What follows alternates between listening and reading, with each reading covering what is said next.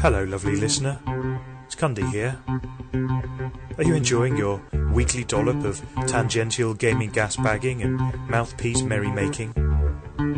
If you are being entertained by our humble little podcast, please consider becoming a patron and pledging some money to show your support.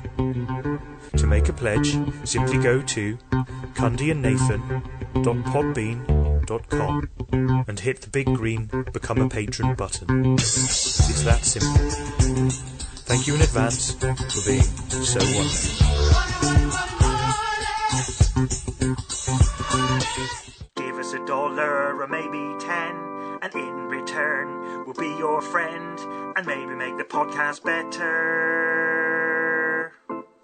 Oh, it's the Cundy Nathan Show! Hello and welcome to the Cundy Nathan Show, episode 10. My name is Nathan. My name is Cundy. And we are here again to talk nonsense about games, about life, about things in general. Just anything, really. Just anything. Anything pops in the old noggin. Whatever we can, really. But we can start off, as usual, with what we've been playing. So a little bit of an update. Great. Hopefully I'm not going to hear about Alienation again this week. Well, you might be disappointed. Oh, come on. Yeah, I've not played anything new at all. Really? Oh, mate, Okay, next section of the show we've got... Oh, go on. I had to, go some just to get Uncharted finished. Spoilers. But done it now. Yeah, so obviously some spoilers. Don't need to be too spoilery, I suppose. We can go all in on spoilers because we both finished it. What's the point? What's the point? Yeah. Right. If you don't want spoilers, fast forward about... I'll say 3 hours. Fast forward to the end... and then we'll obviously won't be talking about it then. But let's go. Come on, do it. So Nathan Drake's cupboard, like his closet. Oh yeah. Yeah, his closet. What's the deal with that? Why wasn't she allowed in the closet?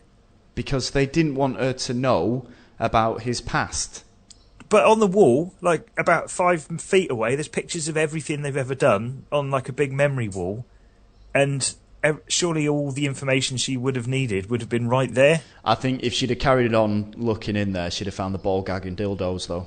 I thought there was going to be like a fucking crack pipe or some like real daddy's shame.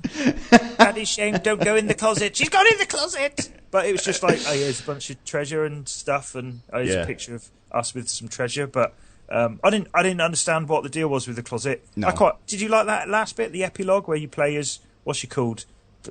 Sarah Jane. I can't remember. I can't even remember what her name was. But Clarissa, Lara Croft. She's called. Well, that's what I thought. I thought it was setting it up for whatever she was called. Come on, we need to find out what her name is. Come on, Chlamydia. Hang on, fill some time, mate. I think she's called Chlamydia. Chlamydia Drake. Chlamydia gonorrhea Drake. It begins with a C. Celeste. It's Cassie. Cassie, I knew it. That's the dog's name, wasn't it? Cassie? Cassio. That sounds more like the dog's. What was the dog called? Cassie Drake. Jake Drake. Maybe the next one will be her and the dog. That'd be amazing. Proper Scooby-Doo style. But I tell you what would be good is if it was like her and the dog, but doing... like local adventures. I imagine the comparison that I'm thinking of. The comparison. Sound great. Well, let me finish. Uncharted, the local adventures. The trip to the shops. I found a hedgehog in the garden.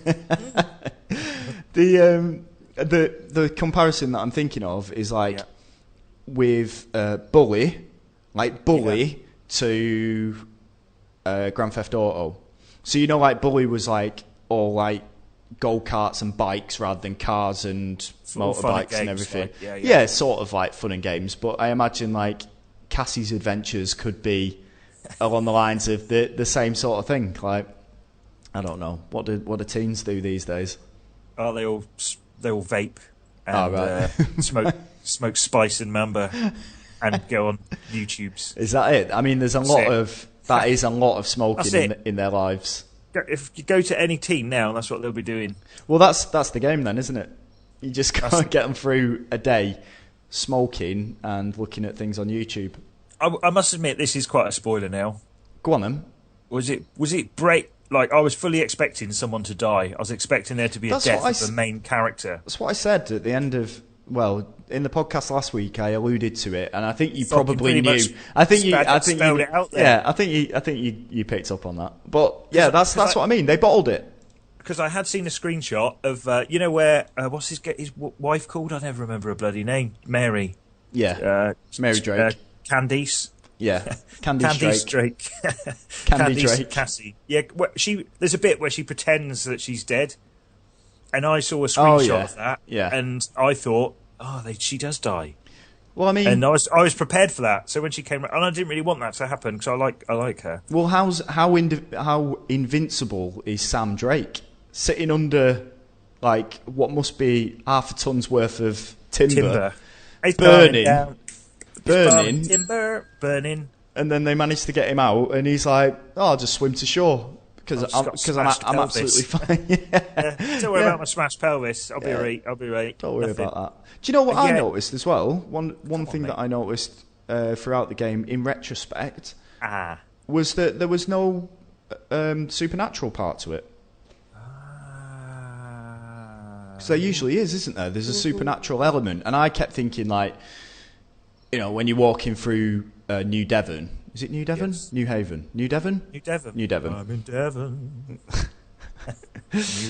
When you was playing through that bit, I was like, right, okay, something's going to happen, and then there'll be this magical pirate fight. Ghost pirate. And you'll have to fight them all. But it seems like from the very first game, they've sort of chipped away at that side of it to try and keep it more ingrained in reality as much as you can do anyway. As much as you can do with a man on a killing spree of like 30 million people, and the only problems that he has in his life is wondering whether or not to go with his brother or his wife. So I mean, no conscience about killing all those people, but no, fine. But so when you got to the end of it, did you feel satisfied, or did you feel there was something missing? No, it kind of rounded it up quite tidily, I thought. And then I thought, well, that is kind of... In a way, I was expecting someone to die, but then maybe that's a sign that someone dying has now become the new cliche, whereas before everyone would be all right, and then that got subverted, and it was kind of like too much, and it's like someone's going to die, because that's what happens now at the end of films. Yeah. And it's... So maybe it's gone full... It's gone full 720. It's gone full 720. Yeah, so it's facing the opposite direction again. Yeah. Yeah, and now it's more unexpected and a surprise when they all live and get away scot-free. But then I think Uncharted is more that kind of a game. It's more that kind of a, I don't know, narrative experience where it all does end up all right at the end. Yeah, I think it's not like Last of Us is more gritty and it's a bit of a heavier experience. Yeah. So I can understand why that doesn't end up with like rainbows and unicorns. Yeah, but I think it does. It, like I said before, or as we was discussing before, they bottled it by not killing anyone. So there's because I think. But maybe that was the double bluff. Possibly, but then it said, didn't it? The way that was it Neil Druckmann during an interview with Eurogamer, I think we mentioned this a while ago, was saying that the way that they leave it, there's not going to be any chance of Nathan Drake continuing. Nice. But he still seems, apart from a few grey hairs, he still seems capable of getting on on an adventure. I mean, look how old Sully is, and look at him jumping around, bloody broken forts. You know, it's fine. They can carry on doing that in this universe. And I think they've, with a conversation with Sony would have taken place where it's like, come on, we can't kill him off. Like, we can't kill any of the characters off because it's such a big franchise for them. Yeah. If PS5 comes out, the first thing that you're going to say is like, or the first thing that's going to be expected is a new Uncharted game. Yeah. And they've left it open for one. I mean, I think Naughty Dog are big enough to, whatever they did next would be a big deal. Yeah, of course. So maybe but there is that fear of like leaving it behind, especially from like a business perspective, I suppose, for Sony. Like, I'm Naughty Dog, but I'd imagine creatively they'll want to work on something else. Last of Us 2. Or again, something new. Yeah, like something completely new, as a creative thing. like, you know what, I'm just kind of tired of just kind of going through the motions with the same stuff. Let's creating something new is more exciting than just making something new for existing things. I've not played any of the existing things. I've not even played any of the online yet, and I don't really feel like I want to. I don't know. I used to like it. I used to like playing online on. I think it was for Uncharted 3 that I got quite into. Yeah. But then I don't know. I feel like I really enjoyed The Last of Us multiplayer, but the Uncharted multiplayer just doesn't strike me as being a multiplayer game. I almost forget it's there. It's like, oh yeah, maybe I should have a go online, but I don't know. Maybe I'll go in and have a little tickle. Oh, I should do. Yeah, it's there. I've paid for it, so I will do. But exactly.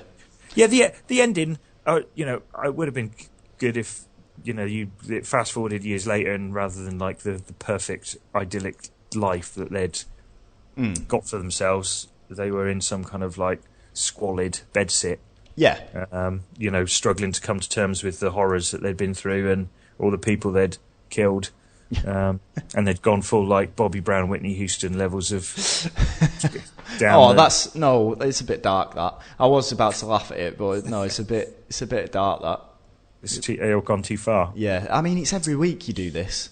You just bring the level of the podcast down, and it's round about this time every single week. There's just something. It's this darkness inside me. Yeah, that you just need to release every single time we do a podcast. Ooh, I'll release my darkness. Oh, nearly dropped my headphone. Put your trousers back on. Put your trousers back on. No one needs to see that. Release the darkness.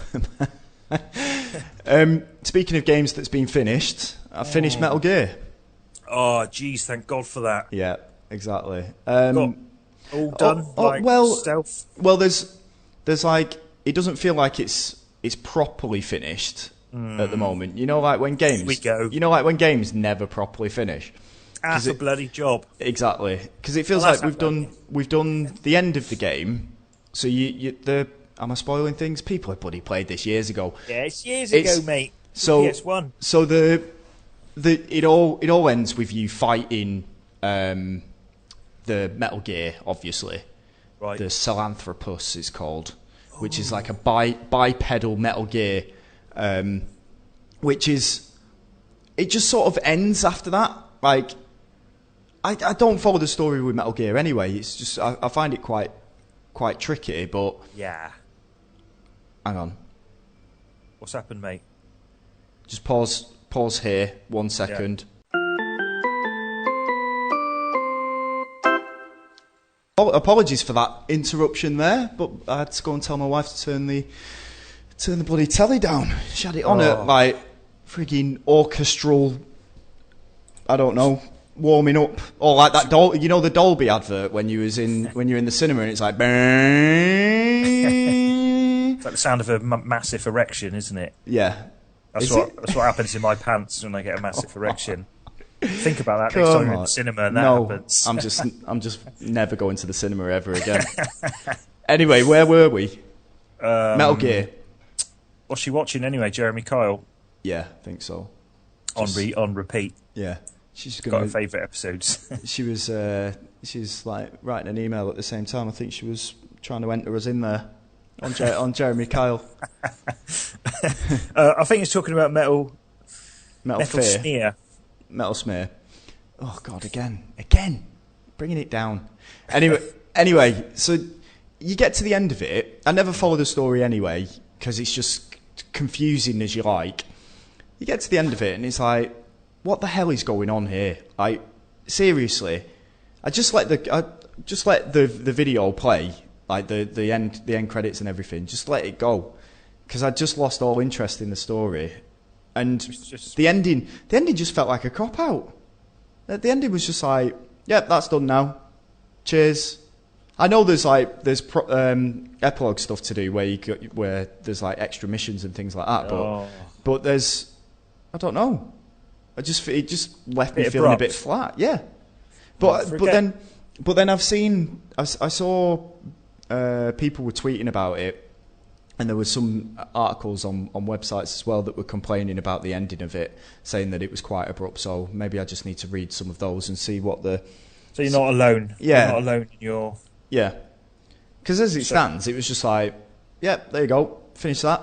Done. It's a great game. Like I really enjoyed it, but I just thought that the end bit of it was just like, yep, now we're done. Off you go. Cheers for that. I'm not playing it. I quite enjoyed Ground Zeroes, but I think it's a great game. It's a great game, but I don't know. It just felt like you've never watched like Arrested Development, have you? Yeah. Oh yeah, have you? Favourite show, mate. Oh, whatever. Watch it all the time. Oh, here we go. So in season 3, I think. Oh yeah, I remember it. That's the one with the where he buys the ice cream van, isn't it? And starts selling drugs from it to the kids. Come on, mate. I'm thinking about Gray and Jill. Hang on. Yeah, you are. Contemporary reference. Get him in. Get him in, everyone.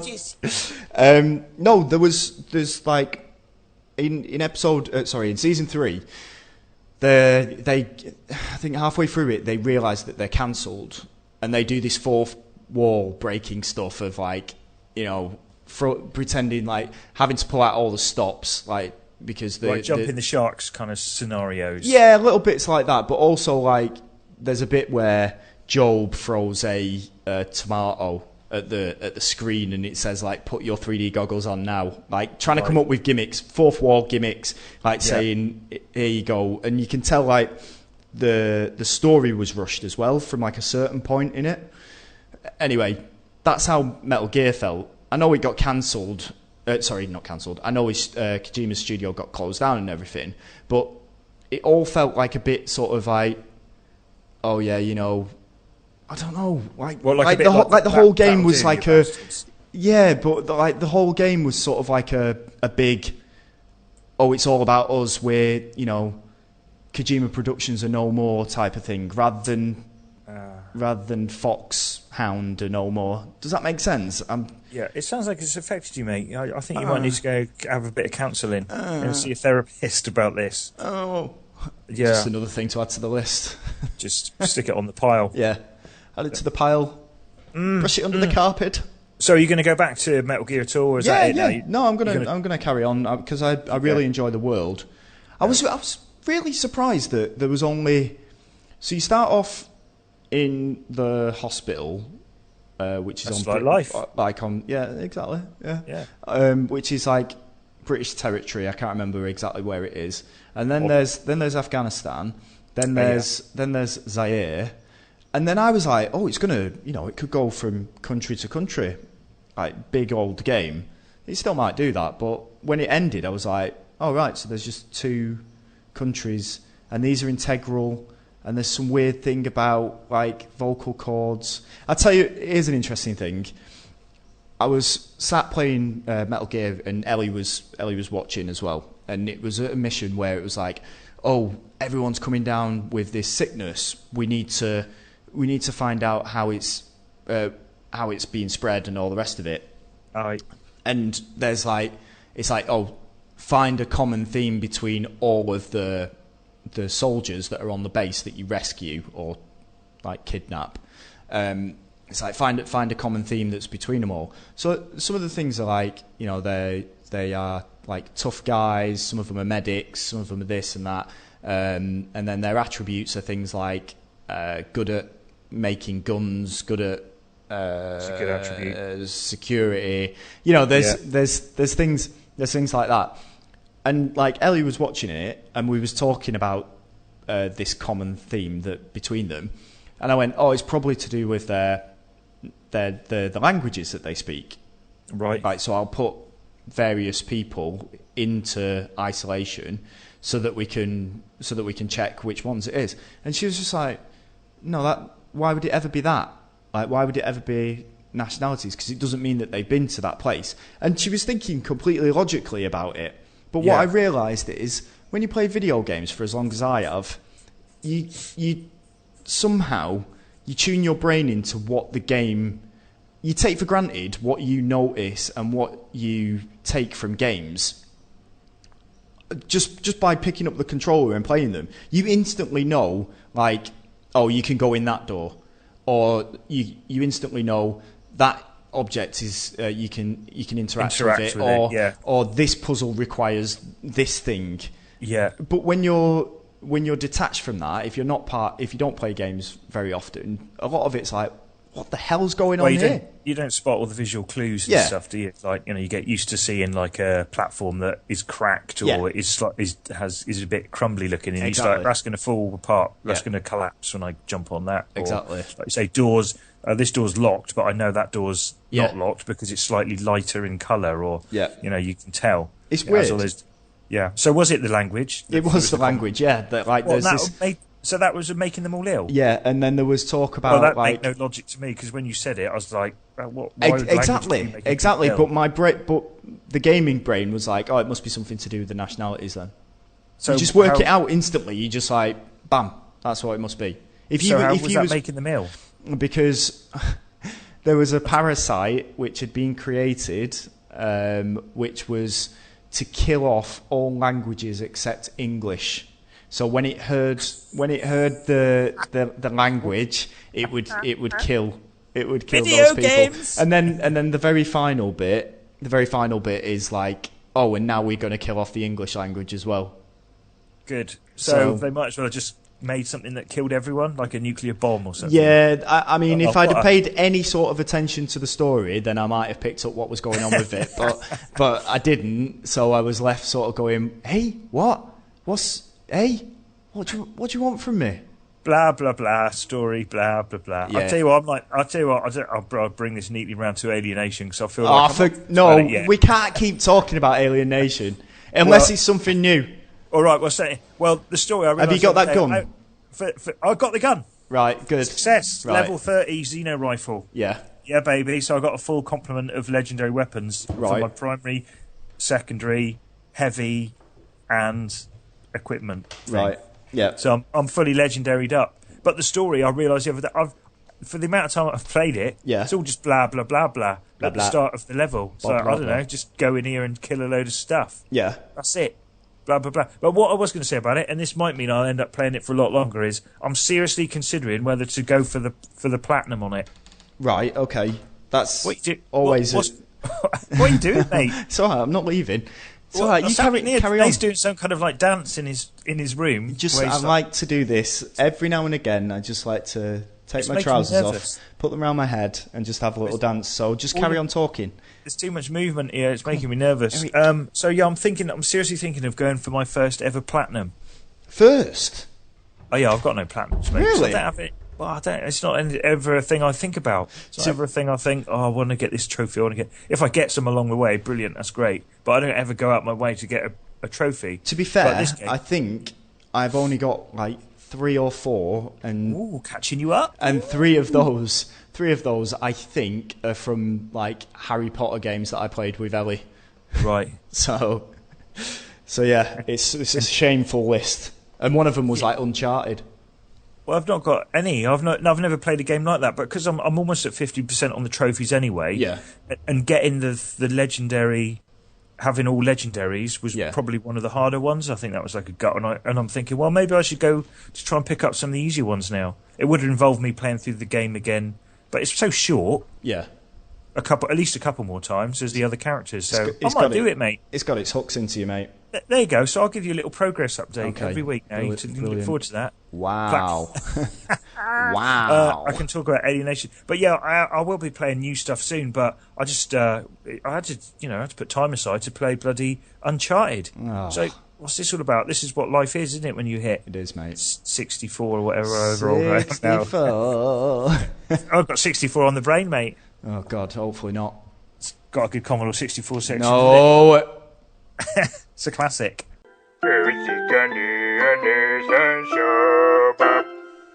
So it's the top 10 Thing of Things chart countdown. That still doesn't have a name. Oh, yeah. Hey, guess what? Guess what? I'm seeing someone reversing back down the road again, which is pretty usual for when we're recording the podcast. Are you sure you're not in like some kind of weird time vortex where everything just plays in reverse? Like that episode of Red Dwarf where they go to Cat had a poo and it went back up his bum.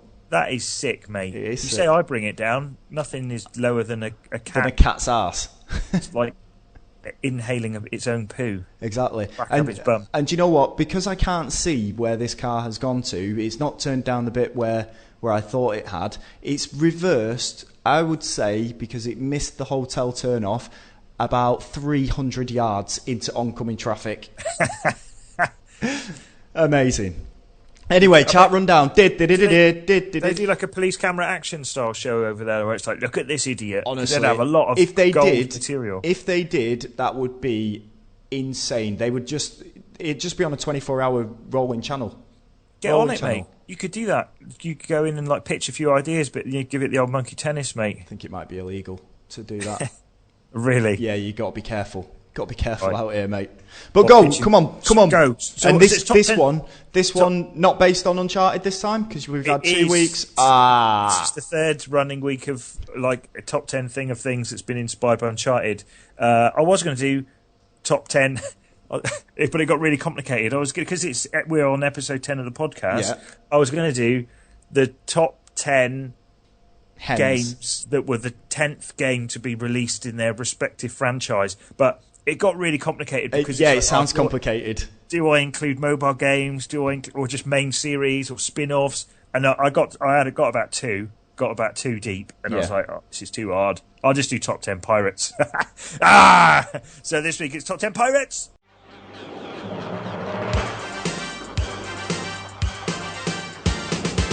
At number 10, born in Swansea, that's lovely. Moved to Bristol, proper job.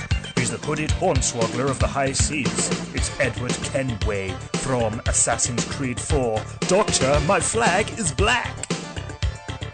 At number 9, shiver me timbers, you bilge-swigging dog. It's Captain Scarlet.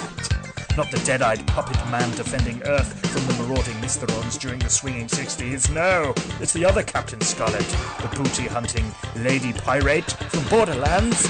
Duh. Number 8. These pirates set sail in a special kind of sea called space, because they are space pirates. More specifically, they are space pirates from your dad's favourite wireframed old-school intergalactic space trading game, Elita. Number 7. His luxuriant beard could carpet 1,000 capacious crow's nests. It's Monkey Island's Vesuvian voodoo villain and undead pirate captain, de bonjour à la choc. Don't think he's actually French, but never you mind about that, my lovely. At number 6, ahoy there, matey. Here be a joke for ye. Which Machiavellian pirate captain of convoluted schemes is the best at keeping birds? A tweet. Why, it's Uncharted 4's Henry Avery, of course. Avery, birds, Avery. At number 5, he's not a croc, he's a Kremling. And he's not cool, he's cruel. You got it, you lubbly land-lubbity jubbly rotten, eh? It's the DK kidnapping Captain K. Rool from Donkey Kong Country 2. At number 4, stand back, you manly briny barnacles. These ship-shaped sisters are doing it for themselves. It's the ladies-only Gerudo pirates from The Legend of Zelda. Marjorie's Maska. At number 3, when he's defeated in battle, you could say this feather-hatted grog guzzler is a sword loser. Ha! Funny joke. It's Cervantes de Leon from Soul Calibra. So he's a sword loser because he lost the soul sword thingy thing, or whatever it was that he lost. At number 2, it's Sid Meier's Pirates! Every single one of the salty bastards! It's Dave Pirate, Johnny Longbeard, Gary Patcheye, Roger the Hook, Parrot Fucker, and Scurvy Cop. Yep, it's the whole crew, hoisting a Jolly Roger right up your poop deck. At number 1, his best friend is a monkey, which automatically makes Zack from the Wiggle Waggle Wacka Wanga Wee Puzzler, Zack and Wiki Quest for Barbaros Treasure, the best pirate in all of video game Shire. Now splice the main brace, me hearties, and let's set sail for a yo-ho-ho adventure!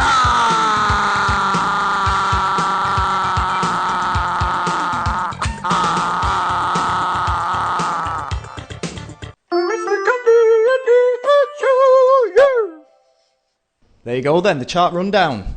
It's a good one. It was a good one. Arr. Best one yet. Arr. Next week, another one. Top 10 Cassies in games. Top 10 Uncharted games. Top 10 Nathans. I'll definitely be something different next time. I don't know what though, because I'm on holiday. So we decided what's happening about that yet? No, don't disappoint the listeners just yet. Come on, let's keep going. Listeners' questions. Yes, listeners' questions. Remember last week when we were saying about there is no question there, but I'm just going to bring it back up again. Liam Cullen was asking about the Rockstar. Yes. So he explained. Basically, he just wanted to know what happened with my job at Rockstar. Was there like some weird name or something he put in there? Like T-boy, because remember you used to refer to it as me going there to be the T-boy. Remember that? That's what you were doing, wasn't it? Yeah, it was. Yeah. Hello, Mr. Hauser. Would you like some tea, sir? Some tea. Cup your balls, sir. But yeah, I think he just wanted to know what was going on there, or what happened. Can you talk about it? I don't know, mate. People watching, people listening, eyes everywhere. When you've killed someone, right, and then you get out of prison, are you allowed to talk about the fact that you've done it? Yeah, it's fine. I can. Right, okay. Or maybe I don't feel comfortable talking about it. I'll make something else up. Oh, what's going on, mate? I think my head's either got bigger or my headphones have got smaller because they're really quite distressed on my ears today. Are you swelling? My headphones. Are you swelling There's a bit of swelling. You'll hear that Dolby noise or whatever is the sound. What's that for? THX? Oh yeah, it's THX. Yeah. THX. Thanks. Text speak for thanks, isn't it? Aye. THX. There you go. Anyway, are we just going to dodge around this like a politician? Oh yeah. So what happened? So come on, let's get to the nitty gritty here. Nothing terribly exciting. You brought it up for? I don't know. I felt like Liam needed closure on it. So right. I felt like it was best to talk about it. Nothing really happened. I was working. I obviously applied for the job. It was out in New York, and then I was told afterwards that I'd have to work from London for a year. And which meant commuting back and forth from Bath, which is over an hour and a half each way, commuting, and it just turned into a bit of a nightmare, which was like, having to work from home when I got in, and then working on the train and at the office in London, and it just became a bit of a bane, and I wasn't seeing enough of my missus at the time, so it was like, do you know what? I love the job, I love the company, but it's just not for me. So I heard Dan Hauser got you in an arm lock. He did. And escorted you out the building, that's what I heard. He did, yeah, he did. Kind of like Uncle Phil style and Jazzy Jeff. When he Will Smith? Oh yeah, where he throws him, where he goes flying out the window. It's like you leaving the Rockstar headquarters in London on your last day. It was and stay out, said Dan Hauser. Yeah. I played that thing with his hands. Yeah, I played rugby with Dan Hauser in New York. I bet you have the ball. No, it wasn't a forward pass, Dan. That's fine. You keep going. Ego come through. Oh, Dan, you're so strong. What big hands you've got. That's what they all did. All dodging him. Have you seen that episode of The Simpsons where he becomes part of the Stonecutters? No, I don't think so. He has a tattoo on his ass that Homer has a birthmark on his bot, which is which suggests that he's the chosen one. And basically, like they do all of these social events like bowling and playing pool and things like that, and he can never lose. Like they're playing poker and they're showing cards. That's how Dan Hauser is. Yeah. All like sycophants around him. Yeah, just like. They're not actually. I sort of miss working there. It was good. Invite him out, mate. Invite him out. I'll give him an email. I think he's got enough on his plate at the moment. What we're dealing with, the old Leslie Benzies. Oh, John Menzies. John Menzies. Invite him out. Invite him over to like reverse up and down the road to Dubai. Yeah, he'd be into that sort of thing. I imagine. Yeah. Crazy. Maybe they could do a midnight club game over here. A reverse midnight run. They have mirror mode in midnight run, don't they? But that's normally the tracks. No, midnight club, mate, not midnight run. Oh yeah, I'm getting mixed up. Is Midnight Run a film? Yeah, I think so. I'm thinking of Midnight Cowboy. Yeah, you are. Hang on, is Midnight Run a game? Midnight Run rings a bell for some reason. But Google I it, saw. Do you know what? I'm so tired today. I can barely be bothered to type Midnight Run into the computer. I spelled it wrong. Hey, the new Deus Ex is parts of that are based in Dubai, aren't they? Deus Ex, Day of Sex. It sounds like Midnight Run. It's a film starring. Anyway, listeners' questions. We was doing it. We was doing it anyway. Eddie Rose says, Nathan, what is the most ostentatious thing you've seen in Dubai? Cundy, same question, but for Cornwall. For Bristol. Yeah. No, Cornwall, not Bristol. Cornwall, my love. I saw a gold-plated McLaren P1, I think it was. Not gold-plated. It was gold. Well, it probably had gold, like actual gold flake in it, but it was a gold McLaren P1 sports car. Mate. Is that ostentatious? I think necessary, isn't it? Not even got water in some parts of the world. People driving around in cars made of gold. Hey, here's an interesting fact. Mate. Do you want to know something interesting here? Yeah, you know how it barely rains here. Yeah. Did I tell you about that? They seed clouds. Did I tell you that? Oh, like fire things into it. Yeah, they seed clouds. Whenever there's clouds, they seed them so that it rains because they're running out of water here. Right. Because it's the middle of the desert. Yeah. So what they're planning to do now is to make a man-made mountain. Oh, what, to create clouds? Yes. Off the top of it? To build a mountain. Well, if Mohammed won't go to the mountain, the mountain will go to Mohammed or something. Is that a saying? It might be, mate. It's like you can't take a horse to water, but you can build a fucking great mountain to make it I think that you're paraphrasing there, but I think that's the quote that you're looking for there. That's insane, isn't it? Yeah. But I heard something. They used to do that for like. Did the Chinese do it at the Olympics when they had the Olympics in Beijing? Didn't they fire stuff into clouds to make sure it didn't rain? Yeah, it's literally seeds. Don't they it's do like it? Seeds that they just. I can seed some clouds out of my window now, actually, mate. Hang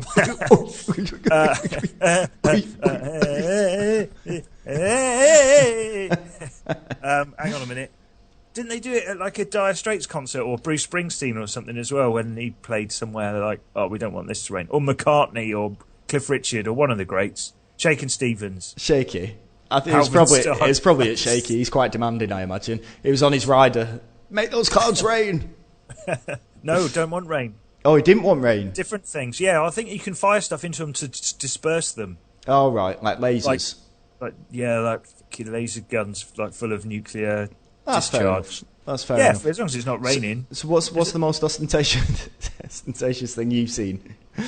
Come on. What Cornwall is? It's not high on the old ostentatious. I mean, the Eden Project's down there, but I wouldn't really call that ostentatious. I'd call that. Was it like a pasty with attraction? Was it like a pasty with four fillings? 4 ingredients. If anyone's ever done like there's going to be a pasty museum opening up down there somewhere. All right. Been following the old pasty hot wire, news wire, hot pot. And yeah, there's going to be a pasty museum. Well, they're building a spaceport down there, aren't they, in Newquay? Yeah, they are. Yeah. Fat Willy's sponsored by Fat Willy's Surf Shack on the side of the pocket. I used to have a Fat Willy's hat. Did you? Now I've just got a Fat Willy. Get out. Get out. Stop this. Ring the bell end. Oh, my word. This is non-stop this morning, isn't it? This is horrible. I think I need a milking. That's what happens. Captain Fudgicle. Fudgicle. It's actually Fudgicle, not Fudge. I want to get Fudgicle. Mark Walsh says, what's the nicest thing anyone's ever said to you? Oh, hang on, give me a few hours to think. It's never, I don't know if it's nice or not. It depends. Do you ever get told, I'm taking like creative license on this question, but do you ever get like told that you look like someone that you're not too fond of? Yeah, I've been told I look like people. I'm really indifferent to who those people are. But... Yeah. Because I was at football the other night and some new guy turned up and he was like... Oh, new friend, football friend. No, it wasn't a friend. Well, definitely not after this comment. No, it wasn't a bad thing. He was just like, oh, I went over and was like, oh, hi, I'm Nathan. And he's like, oh, you're David Luiz's brother. And I was like, no. No, clearly I'm not. Like, this is the first time I'm meeting you, and you don't get a second chance to make a first impression. Yeah. Well, I'm going through the back of you next time you get the ball, mate. That's what's what's wrong with being David Luiz's brother, though? He's all right. I don't know. Worse things. If anything, because I'm older, he's Nathan Irvine's brother. Right. Yeah? Yeah.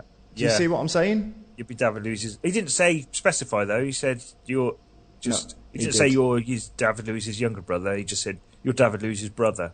Yeah, but that would suggest that I'm Nathan Luiz, whereas he should be David Irvine. Anyway, what's the nicest thing that someone's ever said to you? Oh, people just say I look like Marty Feldman, but I can see that. So the guy used to be he's got massive bulgy eyes. Oh, used to be in like old. He used to play like Igor and stuff in like old horror things. Right. Kind of like. No, you look like one of those the guy out of. Here we go. Like let's look like that. What's that criminal called? No, the guy out of Goldie Looking Chain. Is it? Yeah, I've had that before. It's not Maggot, is it? It's the other guy. I don't know, mate. I've had the Goldie Looking Chain one before, and I've had what's the guy who's like got a Greek sounding name? He's on Shooting Stars and stuff sometimes. Oh yeah, you definitely look like him. You definitely look like him. Louis Theroux, I get as well. No, I'm not seeing Theroux. I used to get John Lennon when I had round glasses as well. Come on, mate, stop showing off. Used to get Bruce. No, I used to get George Clooney as well. Bruce Clooney. I was going to say Bruce his brother, his lesser seen brother, Bruce Clooney. I'll tell you what, this Midnight Run film. Come on. It's got 96% on Rotten Tomatoes. Roger Ebert gave it 3.5 out of 4. That's pretty good. From his grave. But come on, mate. He did it in the past. He's not done it like just last 5 minutes. It's quite an old film. Yeah, I'm not. It's the nicest thing. I'm not even sure. I don't know. I don't know what the I can't remember like thinking, oh, that's really nice. I'm sure people said, oh, you look nice today, or oh, your hair looks good. Or, I think as you get older, or maybe it's just me people stop saying nice things to you. Not just that. No, I think people do carry on saying nice things, but I think you, depending what sort of like how you are as a person, I think you tend to dwell on the negatives rather than the positives. I think that's just a natural thing as you get older. Like if someone could say like 10 nice things to you, and then the one bad thing that they say is the one thing that you remember. Right. Is that? It definitely makes sense. I know what I'm talking about. I don't think I even remember like the worst thing anyone's ever said to me though. I can say some shit now if you want. Okay, yeah, here you go. Right, get your pad. Get ready. Start the clocks. Get these written down. So that's that's not been answered at all then. No, not at all. Electric Spock says, what games were too ahead of their time for their own good? Yes. Now. Too ahead of their own time. I did have a question. I did have one. I think Def Jam Fight for New York, which is which is just it's just a time to just talk about GTA launch story. Mate. Ole, ole. Games that were too advanced and like that just never got the sequel that they deserved. Again, I know it sounds like I'm just going to the only games that I can remember, but like Freedom Fighters, I think was too far ahead of its time in terms of the way that it dealt with like that AI team mechanics, because no other game has come close to that, I don't think. Right. Apart from, does the Division allow you to have AI partners? I can't remember. AI. What's the question? That were too ahead of their time for their own good, meaning they overstretched and their ambition couldn't be met by the technology that was available. I mean, that's a good interpretation of it. I've just gone for the interpretation of that they were so good that people didn't buy them because they were so good. They was innovators, but I don't know. Yeah, you're probably right with your way of looking at it. Yeah, well, I haven't got an answer for either way. Oh, brilliant. So good. Anyway, hang on now. Are you going to talk about Midnight Club again? Because no, I've got an interesting one. Funnily, I have generally got like quite an interesting one for the Commodore 64 bit, but I'll save that for later because there's a game in there that was very ahead of its time. This is the second time that you've mentioned about the Commodore 64 bit. Honestly, if you haven't thought about a new section, we have to have words. We're just ending the podcast. Whatever's left. It's a good one though, you know. No, come on, mate. So what? I don't know. What games are too far ahead for their own good? I'm thinking of games that I'm interpreting this as games that sort of ruined it for other games. Right. Okay. So I don't think there'll ever be a better mobile game than Snake, which was on the Nokia old school phones. So every game that came after that has never lived up to it. So that's ruined mobile gaming. Have that. Done. Keep that. Cheers. Bank that one. And then what's yours? I ain't got one, mate. I don't know what was too ahead of its time. My one is more that they just couldn't quite pull it off. Right. They couldn't quite pull it off because overly ambitious. Haze was way too ambitious. But they should have been able to. Everything that was in the game should have been doable. I would have thought, wouldn't it? Wasn't it? No, no, you're right. Haze was just crap. Haze just was shit. It wasn't good enough. Oh, do you remember? Speaking of crap games that were crap, the True Crime New York one. Did you ever remember that? It was on PS2. Yeah, with Snoop Dogg in it. No, that was the first one. LA. That was the first one. That was good. I quite liked that one. I enjoyed it. It was pulpy fun, and it was never going to beat GTA, but it was very good in its own right. The New York one was so rushed to be completed that it was just, when it came out, even on the disc that you bought in the shops, it was buggy as all hell. Right. Because it was being too ambitious for its own good. By trying to map New York in a perfect way, and it just couldn't handle it.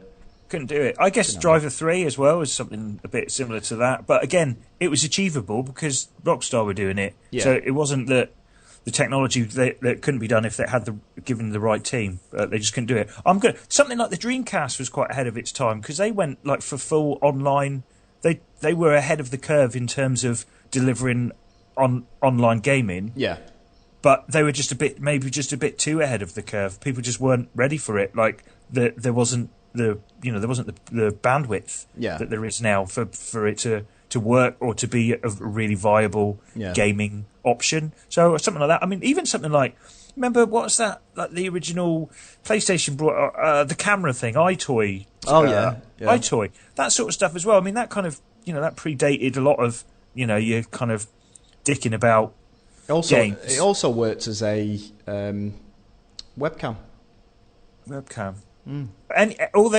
Any of those games as well anything where you could map your face into the game and all that sort of shit, But they had all these great ideas, but it was really hard for them to be executed. I'm going to stick with the Dreamcast, I think, because what it tried to do was really quite advanced, but it just the technical framework just wasn't there for it to be, Yeah. I'll stop talking now, mate. I'll tell you fucking bored of what I'm talking about. Yeah. Anyway, whatever. Anyway, Dean Brown says, Greek yoghurt or natural yoghurt? Ooh, I'll go Greek, so I'm off to Crete next week, so... Ole, ole.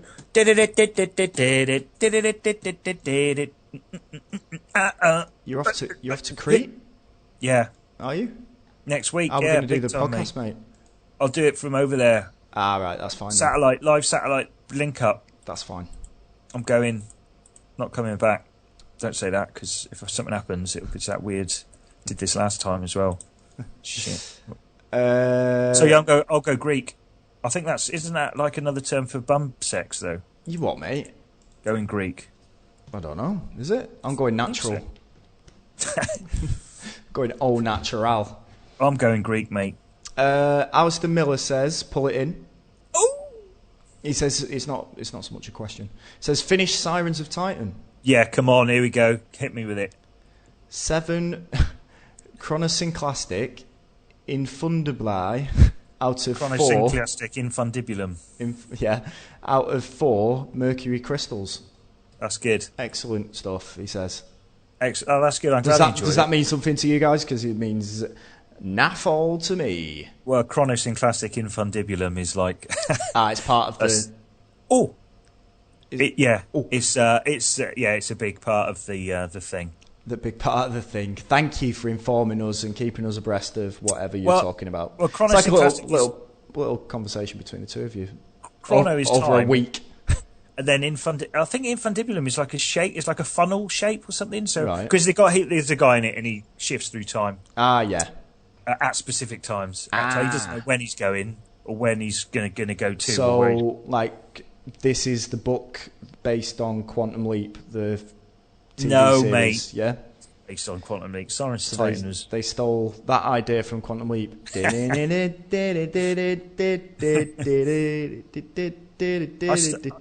started watching the pilot for that a little while ago. It's really boring. I lost it. Yeah, it was pretty shit. I loved it because I was gonna. Well, I think I did the same thing as you. It's on Netflix, right? That's probably where I watched it. So I did the same thing. I was like, oh, maybe I'll watch this through again because I have fond memories of it. I started watching it, the pilot, and I was like, wow, this is awful. It's really boring. Yeah, really boring. I think I sat down with one of the kids. I was like, "Come on, let's watch this. It's brilliant." Like 3/4 of an hour in, Dad, this is really shit. Nothing's happening. Yeah. And you was just going back on the phone. But what about the old boy bit? Come on, that's good. Nothing's happened. Two minutes in, nothing's happened. I'm going to go back and look at some fucking. It's kids' attention spans these days. Some vines or whatever it is. Some some vines. I'm going to look at the vines. Alistair Miller also says, Ah. What's your favourite season? Mine is autumn because of all the pretty colours. Oh, it's a tough one, mate, because I love all the seasons equally, like children. It's very hard to pick a favourite season, although I do like spring, because everything's getting a bit fresh and funky. Well, since I've moved out here, I've realised there's only 2 seasons. It's either winter or it's summer. But I mean, it's not even a winter. They call it winter out here, but it's when the temperatures are an average of around 20 degrees. So you get cooler summer and hot summer. That's your 2 seasons. Yeah, basically. And I prefer cooler summer. Summer 1 and summer 2. Yeah. See, I'd miss the seasons if I went somewhere. Yeah, you definitely would. I certainly miss the greenery. I miss having a nice big field to walk around, and I miss being able to walk outside and not have my retinas burned by the searing sun. Have your rectum burnt? Yeah, that's special. Yeah, I'd miss because I love autumn because I do like all the colours and stuff. Yeah, I like colours. I like trees, colour of trees. I like turtles. I like all seasons for different reasons. Oh, beautiful. Winter is probably my least favourite season, I think. But even then, it's got some things going for it, you know? Yeah, the smell of bonfires. You know what they are. Cars on fire. Bonfires I normally associate with autumn. Yeah, see, I usually... not so much bonfires, but like, a roaring fire. Sat by the fireplace at a roaring fire. Yeah, exactly. Being in and not having to go out, that's quite a good, you know. Do we go out? I mean, that is pretty much summer here. Summer loving. You sit in, it's just a different way. It's like, whereas you sit in to avoid the cold and the rain, here you sit in to avoid the warmth and the sun burning your arms and your legs. Breathing in like living underneath the aircon. Yeah, exactly. Facing it. That's beautiful. Mike Bartlett says, what game does everyone love that you simply don't like? I'll go first, mate. Here we go. Ico. There we go. Move on. Mate. Move on. Stop. Bloody shopping simulator with a kid. Come on, walk around with me. Get up. Up we get. Use your stick. Use your stick to hit the smoke. Hit the smoke with the stick. Come on, mate. It's for people. Forget it. Come on, you got a stone as a heart if you don't like. Forget it. You've got a stone for a brain, mate. Anyone that likes it. I don't know what. I don't know. I mean, recently Firewatch. Everyone seems like Firewatch. Hang on. It's the most tedious fucking thing. Are you still going? No. I've got a game for you that you. Give it me. That you dislike. GTA 5. I don't mind GTA 5. I thought you said I don't mind it, but yeah, I don't dislike it. But yeah, I still haven't finished it. Not going to either. No. No. I think I just a mild dislike. I'm out of those games now. A mild dislike. I had one then, and it's gone again now. Shit. What are they going to do with GTA 6? Just nothing. Nothing, because Leslie Benzies is going to take all their money. I got all your money. I'm rich, bitch. What is it now? I don't like. What games? Oh, I tell you what. Assassin's Creed. Yeah. Get that down on the list. Get it in. Oh, so boring. It is pretty dull. So boring and like up itself. It's like so stuffy. So, yeah, it is. I quite like the combat. I quite like the fighty. But yeah, I see what you mean. I do see what you mean. Anyway, we'll end with Mark Chamberlain's Woolly Mammoth 27, who says, "I always struggle to think. Wait a minute, I've done this before, haven't I? Who are you again, and who am I?" So I'm you. You are. Sorry. This is Nathan, I think.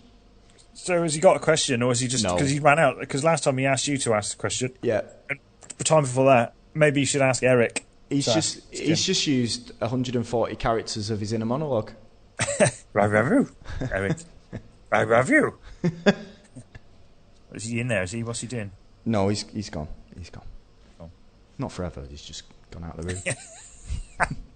Willy still do and Willy still dee-da. Commodore 64.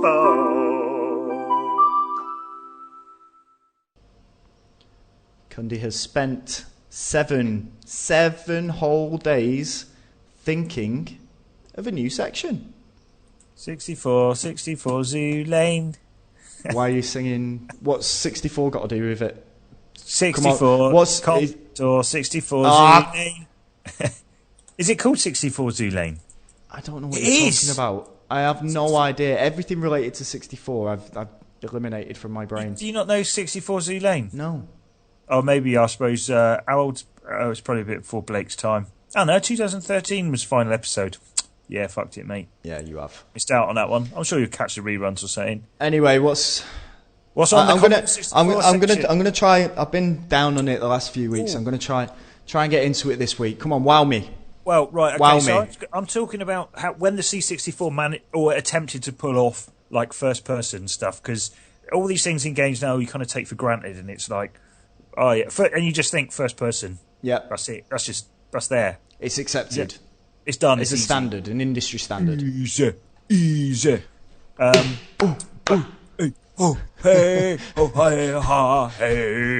first person. But when the Commodore 64 did it, I mean, it was pretty shonky, but it did attempt it. But there's a few that did pretty well. The game I was going to talk about earlier, when you were saying about games ahead of their time, was the Sentinel. I seem to remember that. Yeah. Yeah. Was there like spinning, like diamonds in it or something? Yeah, that's that's it. See, you're into it, mate. I knew this would happen. See now, come on, let's just start. Turn the corner. Well, I think there's something came out called the Sentinel Returns, or maybe on one of the PlayStation platforms. Right. Okay. That was but this one, so. It had a first, but the way that it did it, I mean, back in the day, apparently it was often called the first virtual reality game. I think that's a fucking stretch, right? And when I was looking and when I was doing research into it, because I do actually research this bit, it's not all up there, just come naturally out my head. Zap 64 magazine, they gave it like that was like your standard, best C64 mag out there. They gave it a gold mark, but they didn't give it a score because it was so. They said they couldn't score it because it was so out there. What do you mean? Too advanced. It was in a field of its own. Wait, so right. I see. So you were saying that the game that was too advanced for its own good. Yeah. Right. Yes. I see. So yeah, this was like ahead of its time, and probably didn't. So the way they got around the first person thing, it would create. You couldn't actually move in the game. you could look around, but you couldn't actually walk about. So the way they got round it was you could look around, and then you'd like be able to kind of absorb things that you found in the world. Right. So you'd have things like trees, and you could absorb energy from the trees. Right. And then you could use them to create these. Then you could use them to create like these. They're called synthoids in the game. Yeah. And then you could then you, the being, because you were like this robot, like sentient robot. Yeah. And what you had to do was ascend to the highest point. Yeah. And then that's how. But you couldn't be seen by the Sentinel, otherwise the Sentinel would steal your energy, and that's it. Game over. But so you'd create these synthoids, and then you could transfer your consciousness around the level, trying to get higher and higher. So even though you could look around, but every time you zoomed like to a new place, because you couldn't walk, you'd have to create the synthoid, transfer your consciousness to this new synthoid. And then it would have to re-render the world around you. And that, on the Commodore 64, that took a lot of grunt out of the old CPU. So it took a few seconds of, like, nothing happening. Yeah. But carry on. And I mean it looks pretty smooth when you're looking around, because it's all rendered. It's not really chugging anything, so it looks pretty smooth when you look around. But the interesting thing, there were like it had like 10,000 environments. That's an interesting but thing again. All the environments couldn't be stored in there, but so they were all procedurally generated. I mean, we're talking, this is like 1980. Take a pick, say a number. 12. 1980, 12. Yeah. And that's quite advanced, yeah? Yep. So that had that first right. person Yep. mode and Okay. procedurally generated levels. So and then other good first person games, yeah. Sorry, go on. Go on, you had a question for me about Sentinel. I was about the section. So then there was another one called Mercenary, which I could have Elite on here, but I didn't really play a lot of Elite when I was a kiddie. I mean, Elite, kids know Elite now because they got the new Elite. Yeah. Mercenary is like a first-person flying thing. It's kind of a space thing, all wireframe, open world environment. But that had clever stuff in it as well. Like, as well as being first person, you could also there were some walking around elements as well. So you could actually, the first ship you get, I think you could actually steal it. So it's a little bit, you could choose to steal it. So it's a little bit like GTA, just to bring it up to date a bit. A little bit like GTA. But again, the flying. I've got Sudoku here. It was actually quite smooth. I mean, compared to today's standards, it definitely wasn't 60 frames per second. But this was 1985. I've actually made a note of the date in there. That's, I mean, what's that? That's like 30 years ago. That's pretty impressive, yeah? 3 in the top right. Operation Wolf. Did you ever play Operation Wolf? That was like what's that, mate? That was like that's first-person shooter, really, but it's like an on-rail shooter because the camera just moved very slowly from left to right or from right to left. So normally you'd have a left to right level, and then it'd go from right to left in the next one. But that was a very early first-person shooter. So you're just moving your crosshairs around, boobity boop boo. But probably my most impressive one, and I still think this looks impressive even now. What else can I do? Done that Sudoku now. What else can I do? I think I may have spoken about Platoon before in the context of like having a first-person section. There was another game called Butcher Hill where, again, another Vietnam game like Platoon, and you had to navigate through the jungle, but it was like a series of screens, and it just didn't look great, and it all looked the same, red, green, and brown. So really, and there wasn't much to do. You'd occasionally get the odd enemy pop out, but in Platoon, you'd go into a section.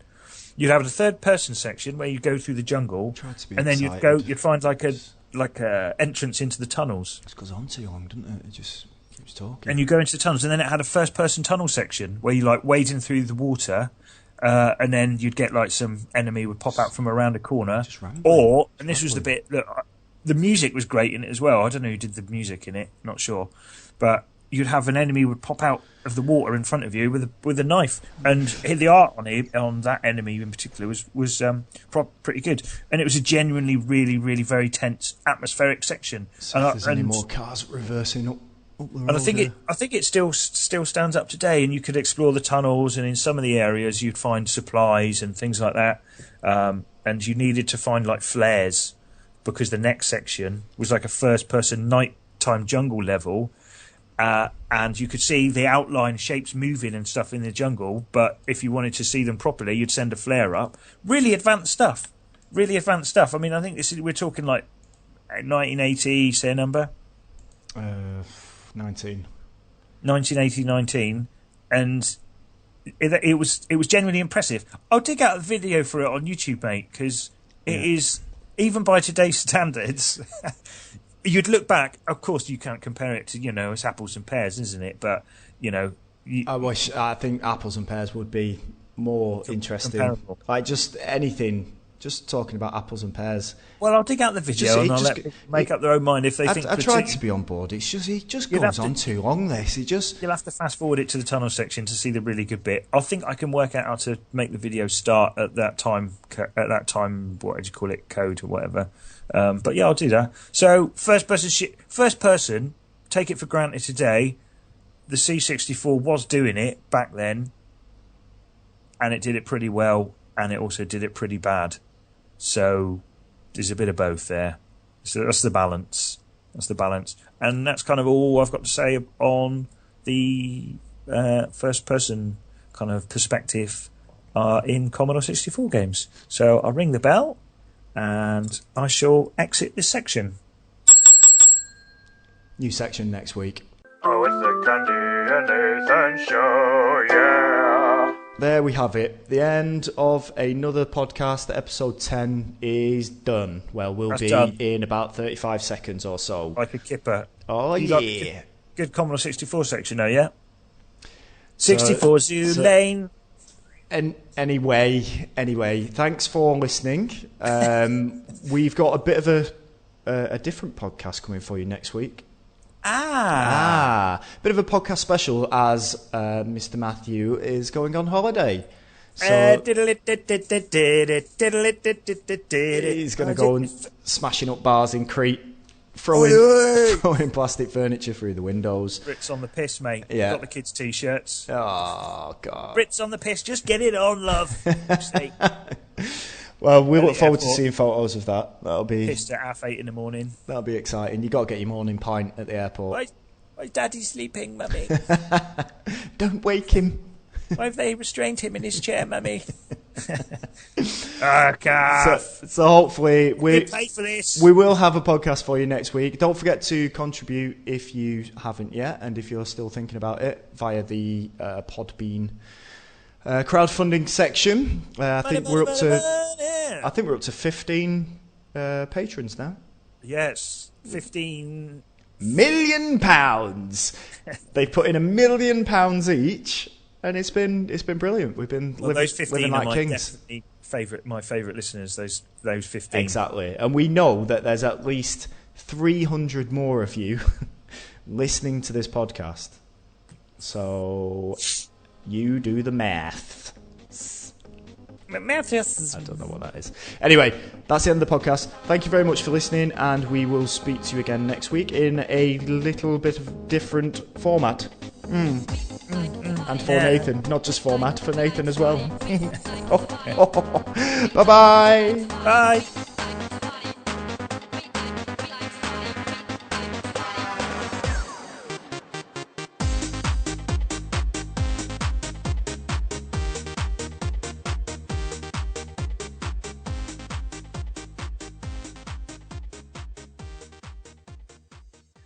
Oh, it's the Cundy Nathan Show.